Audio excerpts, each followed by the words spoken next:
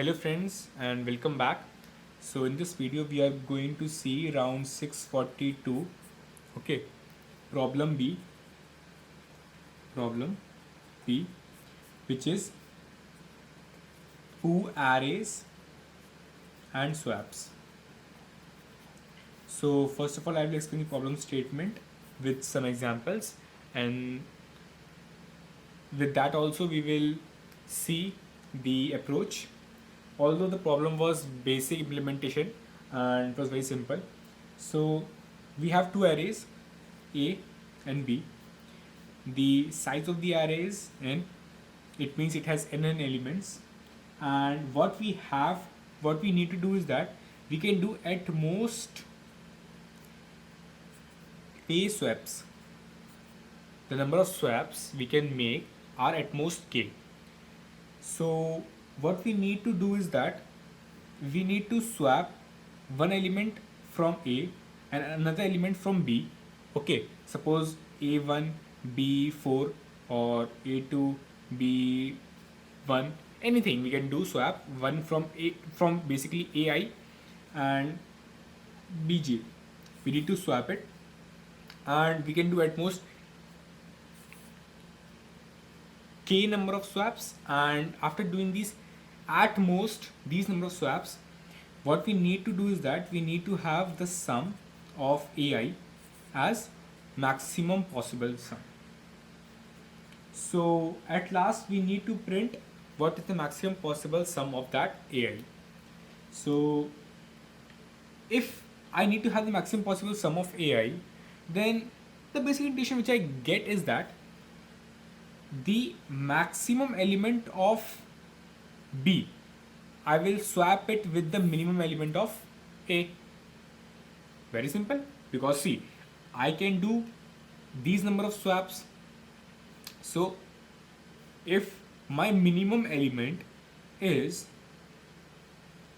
if a minimum element is smaller than the maximum element of B, then I will swap it basically, because after swapping I will obtain an element which is more than the previous element. Okay, so let's very quickly explain with an example. For example, array A is like 2 and 1, array B is 3 and 4.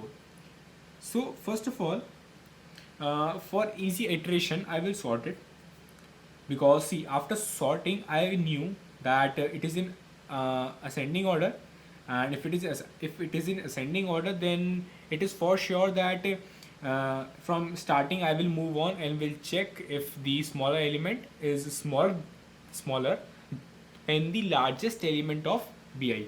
So it will be 1 2, it will be 3 and 4. So okay, sorry, yeah, the element is 1 2. Actually the 2 is, it is the number of swaps, and it is k, the maximum number of, at most we can do one swap. So if I can do at most one swap, then I will iterate here, and see, 1 is less than 4, so I can swap it. So I will make it 4 and I will do 1. See, at most I can do one swap, so it is my answer. 4 plus 2 is equal to 6.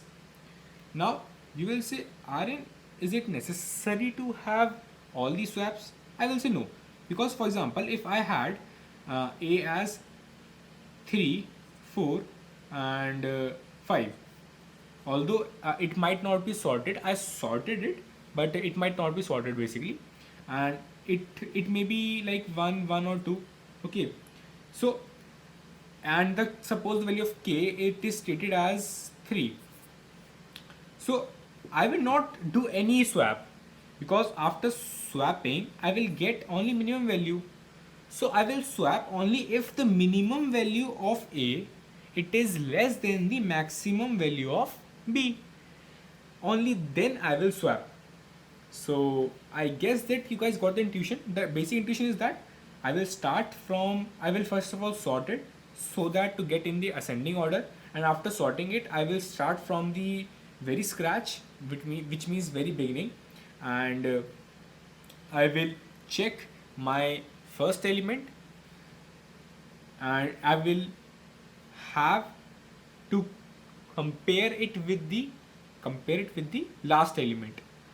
Okay, and if I do a swap, so basically I will move further here and I will move further here.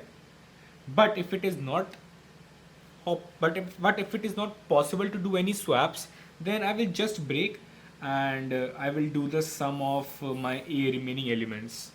Okay, so I guess that you guys got the intuition behind it. It was pretty implementation based. So let's very quickly move to the code.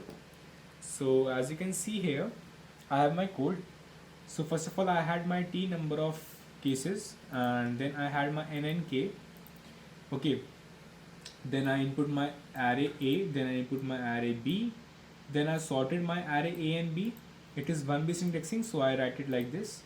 Then I had my answer, which stores the sum of maximum sum after all the swaps what I have done. And IDX it basically indicates, like, if I break, as I spoke before, that if I can do at most 3 number of swaps. So before it or after it, if I break, so the remaining sum of AIs, it will be with the help of this IDX. I will update IDX basically. So I will start my loop from I equal to 1 to I is less than equal to n. The first condition should be the value of k. The value of k should be bigger than 0, and AI should be less than equal to b of n minus I plus 1. As I stated that my first element of A should be less than the last, which means the maximum element of B, and I will move on to I and it will move back. B will move back. So answer will be plus of B element, and my K will be reduced by 1 because one swap is being used here. Else, if the swap is not possible, then I will have my IDX as I, because see, I need to further have my other elements of A also. So for that I will store my index I at IDX and I will break, and from IDX to last n I will have my answer, because I need to add the remaining elements of AI in my answer, and I will add it in my answer and I will print my answer basically. So I guess that you guys got the intuition and the approach. It was basic implementation, and yeah, thank you very much for watching this video, and see you in the next video. Bye. Tell me pretty lies, look me in the face, tell me that you love